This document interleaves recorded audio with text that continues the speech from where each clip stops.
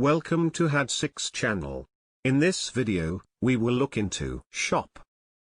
4 nouns with similar meanings will be reviewed in example sentences. Let's get started.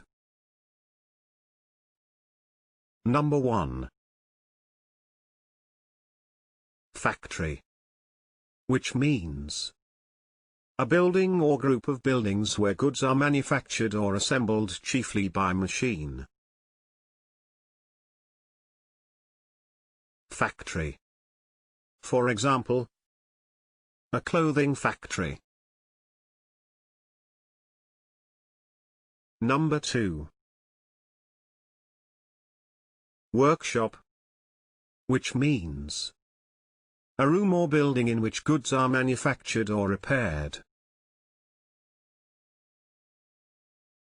Workshop. For example, the craftsman worked in a freezing cold workshop. Number 3. Plant. Which means a place where an industrial or manufacturing process takes place. Plant. For example, the plant commenced production in June. Number 4. Mill.